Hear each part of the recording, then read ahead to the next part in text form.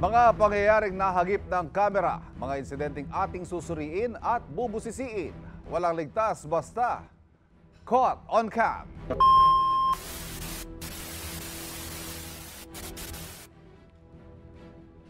Caught on cam.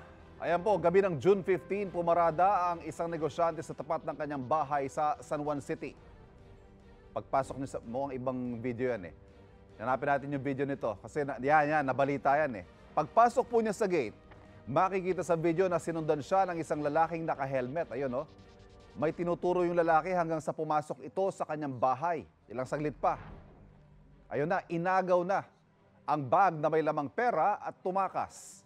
Sakay ng naghihintay na motorsiklo. Ito iniisip natin pag nasa bahay, safe na tayo eh, no? Apparently, hindi pa pala talaga.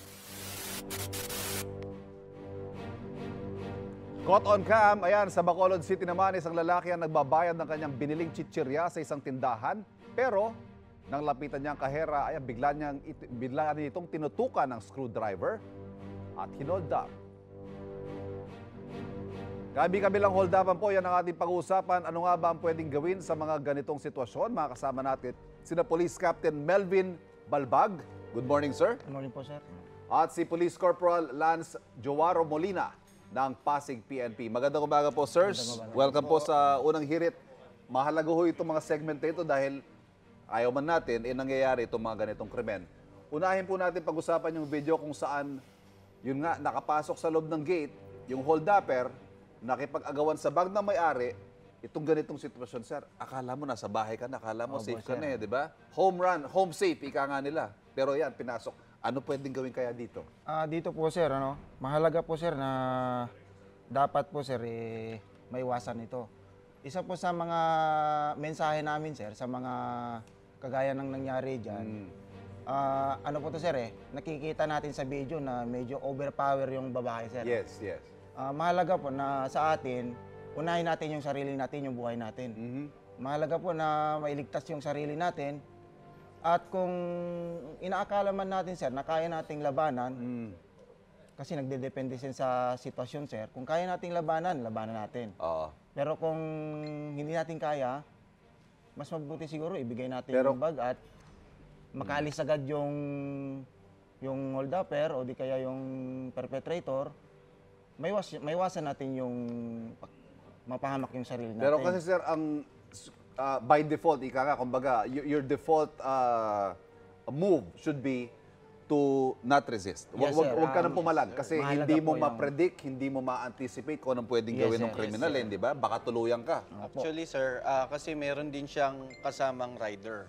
Tama. So, Hindi natin sa alam, assessment natin, hindi po kasi natin masasabi kung yung rider is kung anong capability pa po niya. Yes. Ito ba'y getaway lang o baka mamaya tumulong pa? Yes, sir. Yes, Baka sir. kasi meron pong nag-comment dyan, sana isinara ni ate yung pinto para pwede. nakulong yung isa. Paano nga ba? Pero kung ginawa natin yun is mas dangerous po kasi yun. sir. Kung kinulong mo yung Yung magnanakaw, isa. Yes, yung sir. hold-upper, Kasi pag ginawa po natin yun, lalo po yan na gagawa ng way para makalabas. Kung may panaksak po yan, di lalong dangerous. kumbaga kahit yung isang hayop, ika nga, pag nakulong, mas Yes, ano sir. siya, mas mabangis. Mas Di ba? tatapang yan kasi very eager na makatakas yan, sir.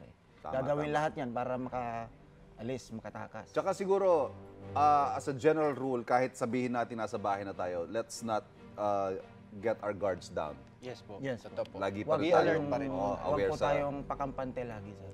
Then Ito. yung ano po dyan, sir, ang pagkakaalam ko po kasi dyan is yung babae is may dala ka atang 20K. Yes, yes. oo. So, ang suggestion din po namin dyan, kapag ka meron kang mga malalaking halagang dalang pera, Mahalaga po, sir, na maggawa ka ng decoy bag. Okay, ihiwalay, no? Ihiwalay. Yes. Ito may halimbawa tayo dito, si Shaira. Si Shaira ang biktima. Demo nga po natin, paano bang pinakamainam na maging reaction? Okay. Ayan. Paano po ba? Sige, nasa labas ako, kunyari, ayan po. Yan. Dito Yung po isa kayo po wait. mag-aak Yan. na Tapos, hold-upper, yung isa. okay. Ikaw, Hawakan niyo po yung kamay niya. Okay. Then, Ay, Ay, okay. okay. Mahalaga po sir na ano. Bitaw, takbo. Okay. Okay. Sige. Kunyari ko Okay. yung tulong, kuya. So, Okay, kuya. ito ho, ang sinasabi natin dito, yung pwede nating gawin, ha? Kasi hindi natin ine-encourage na lumaban. Pero kung sakaling kaya naman, sa tansya ninyo sa sitwasyon, ay kaya, sige, ito ang gagawin. Go ahead. Ready.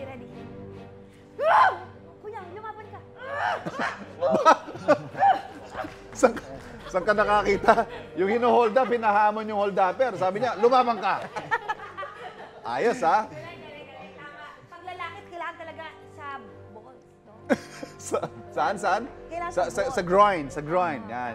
Big point po kasi ng tao. Yan. Big Yes, weak point Ang tao ng... kasi sir, pag nakaramdam ng sakit, Ah. pipiglas po yan, bibitaw po yan. Pero siguro wag just to para hindi maka-attract ng atensyon ng mga kawatan ika nga. Pero ito po, wag niyo ibandera na siguro Opo, yung mga ang mahalaga mga, po yan. ito po is yung mga possibility lang kung meron tayong chance na lumaban. Okay. Okay po. Kasi lagi po natin isipin ang buhay. It's isa not lang worth po it. yan. Yes, Opo. it's not worth it. Kaya po ito is kung sa assessment po natin may chance tayong lumaban. Pero yung mga ganyang sitwasyon, mahirap po kasi, Yes di po, ba? Yung talagang mabilis ka mahirap po. mag-iisip, di ba? Hindi mo na masabi kung anong mangyayari. Ito, second video naman tayo. Nakita natin may dalang screwdriver yung hold upper. Ayan, kunwari, bibili.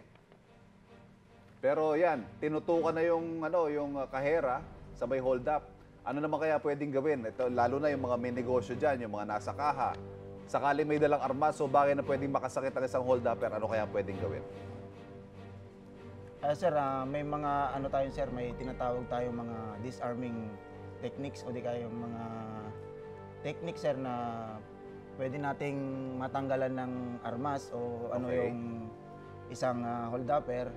Ipapakita po sir. Sige nga, go ahead. Paano ho bang ma-disarming? No, pero ito kailangan ng skill dito. Pero basic lang. Sige ho, paano ho kaya? Bali, ganito po sir. Kunyari po, yung suspect po, ang screwdriver. Ayan po. Dito po yung Ayan, tunutok. Ibigay mo muna po yung pera. Kung na yung attention niya, yung sa pera, Okay. dahan-dahan mong i-grab yung kamay niya. Kuhan mo lang. Ay! Uy! Take down.